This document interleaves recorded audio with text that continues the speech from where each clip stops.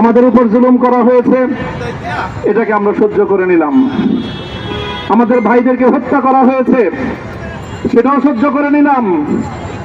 আমরা আমার সন্তানের লাশ কাঁধে তুলে নিয়েছি, সেটাকেও আমি হাসি মুখে বরণ করে নিলাম।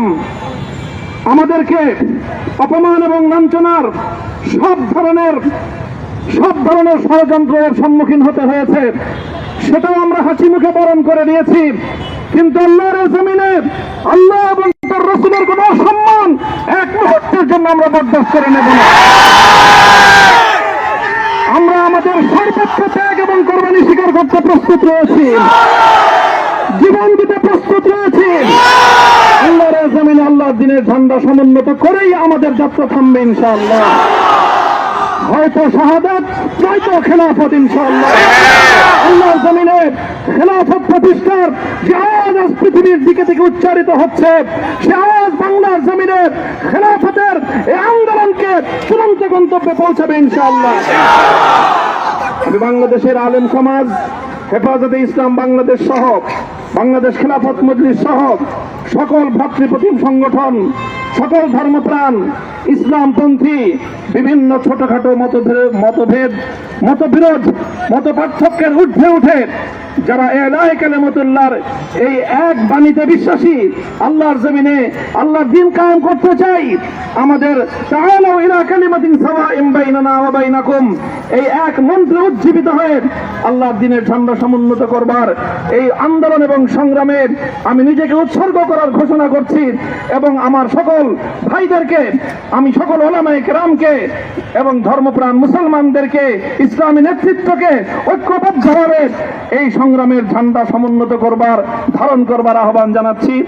এবং আপনাদের সকলকে আবার শুকরিয়া জ্ঞাপন করছি যে আজকে আপনারা এভাবে আমাকে উৎসাহিত করেছেন, উজ্জীবিত করেছেন। আল্লাহ পাক আপনাদের সকলকে উত্তম বিনিময় দান করুন। প্রিয় ভাইয়েরা,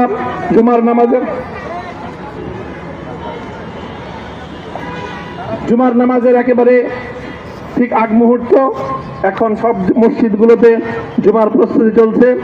আমরা এখন এখানে খুব সংক্ষিপ্ত দোয়ার মাধ্যমে আমাদের আজকের এই প্রোগ্রামের সমাপ্তি ঘোষণা করব।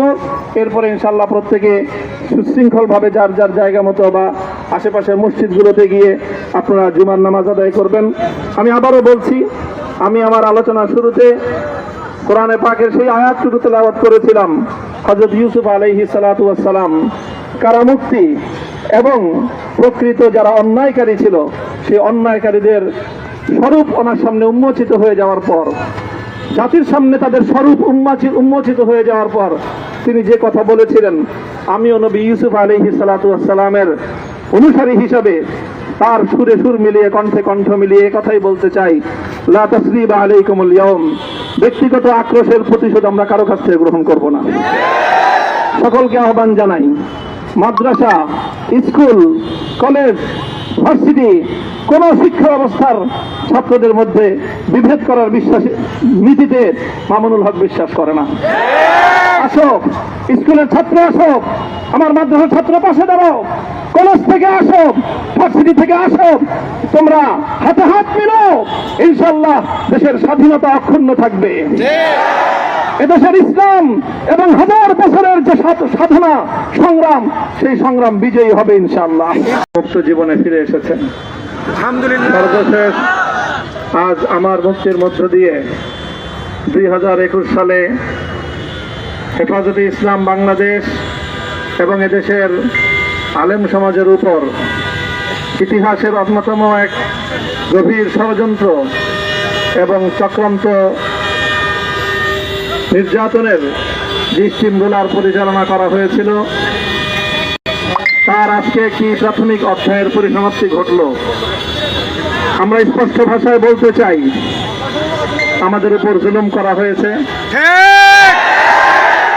আমরা নির্যাতিত, অন্যায়ভাবে আমাদেরকে কারারুদ্ধ করা হয়েছে, বুলেটের আঘাতে আমাদের ভাইদেরকে হত্যা করা হয়েছে।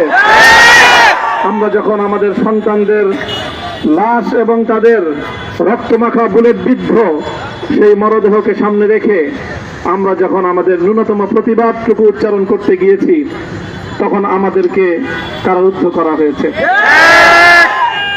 আমাদেরকে নানাভাবে নিষ্পেষণ করা হয়েছে, আমাদেরকে জনগণ থেকে বিচ্ছিন্ন করার সব ধরনের অপচেষ্টা চালানো হয়েছে।